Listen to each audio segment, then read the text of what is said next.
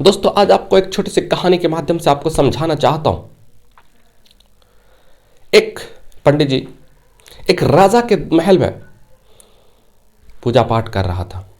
पूजा पाठ करने के बाद जैसे ही वहां से निकलने ही वाला था, तो राजा ने उनसे पूछा कि पंडित जी, मेरे 3 सवालों का जवाब दे दीजिए आप।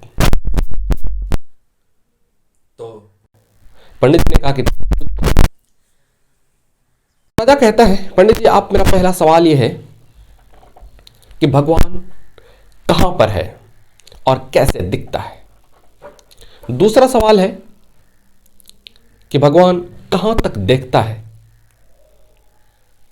और तीसरा सवाल है कि भगवान करता क्या है। तो पंडित जी बड़ा फ्रस्ट्रेट हो गया, टेंशन में आ गए। पंडित जी कहा कि आप मुझे कुछ समय दे दीजिए।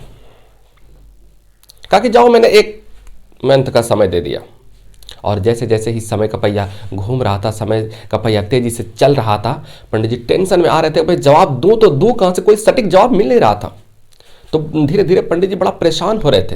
एक दिन पंडित जी के बेटे ने कहा कि आप, पिताजी आप इतना परेशान क्यों हैं, कुछ बताइए, क्या वजह है, क्या बात है। तो सारी घटना जो जो हुई थी तो बताते हैं अपने बेटे को। और बेटे कहते हैं, पिताजी अब बस इतनी सी बात है, इतनी सी बात के लिए इतना परेशान है, इसका जवाब तो मैं दे दूंगा। तो पंडित जी कहते हैं कि बताओ क्या आखिर जवाब इसका क्या है। तो फिर बेटा कहते हैं, नहीं मुझे दरबार में ले चलो, मैं वहाँ राजा को सारी बातों का जवाब दूंगा। कहा कुछ बताओ। तो कहा कुछ नहीं बताऊंगा, बस राजा के दरबार में हाजिर करिए, वहीं बताऊंगा।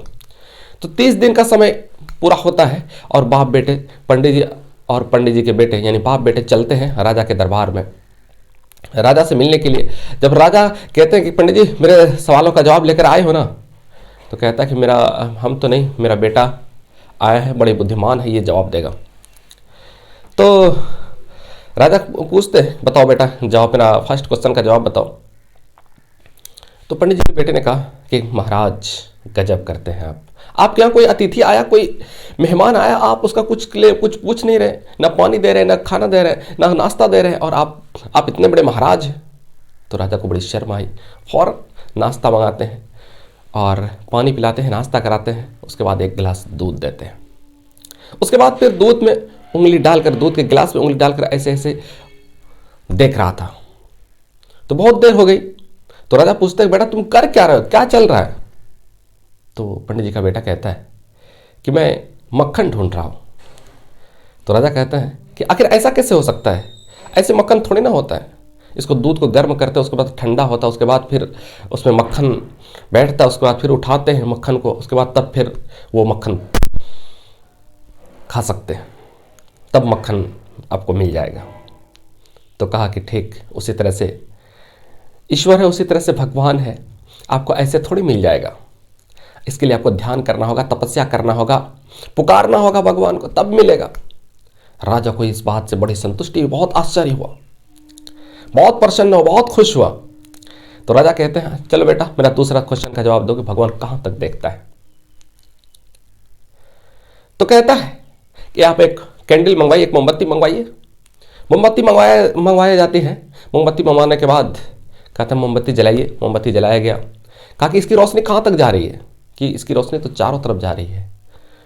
तो उस पंडित जी का बेटा कहता है कि ठीक उसी तरह से भगवान हर तरफ देखते, हर चीज देखते, हर कर्म को देखते। ये मत सोचो कि सिर्फ मेरा ही कर्म नहीं देखते, मेरा कर्म नहीं देख रहा है, बाकी सबका कर्म ऐसा नहीं। भगवान सारा कर्म को देख रहा है, सारा चीज को देख रहा है, सारा जगत को देख रहा है। कहा कि तीसरा क्वेश्चन का जवाब दीजिए, तीसरा सवाल का जवाब दीजिए कि भगवान आखिर करता क्या है। तो पंडित जी के बेटे ने कहा, ये क्वेश्चन, ये सवाल आप गुरु बनकर पूछ रहे हैं या शिष्य बनकर के। तो राजा कहता है, मैं शिष्य बनकर के पूछ रहा हूं। तो पंडित जी के बेटे ने कहा कि अगर शिष्य बनकर के पूछ रहे हैं और गुरु मैं हूं, तो फिर मैं नीचे हूं, आप सिंहासन पर हैं। राजा को बड़ी शर्म आई। राजा कहते हैं, आजा। फिर सिंहासन से उतर जाते हैं और ये पंडित जी का बेटा सिंहासन पर बैठते हैं। अब पंडित जी के बेटे कहते हैं, अब बताने के लिए रह क्या गया है, अभी कुछ देर पहले मैं नीचे था, आप सिंहासन पर थे, और मैं अभी सिंहासन पे आ गया और आप राजा होकर के आप नीचे चले गए। यही तो भगवान का चमत्कार है, यही तो ईश्वर का चमत्कार है, यही तो अल्लाह का चमत्कार है। यही तो कर सकता है। जिसको चाहे तो करोड़पति बना दे, जिसको चाहे तो अरबपति बना दे, जिसको चाहे तो खरबपति बना दे, और करोड़ों लाखों करोड़ों रुपया दे दे, बहुत हर खुशियों से हर नियामतों से नवाज दे, और जिसको चाहे तो कंगाल कर दे, जिसको चाहे तो रोड पे ला दे। यही तो भगवान का चमत्कार है।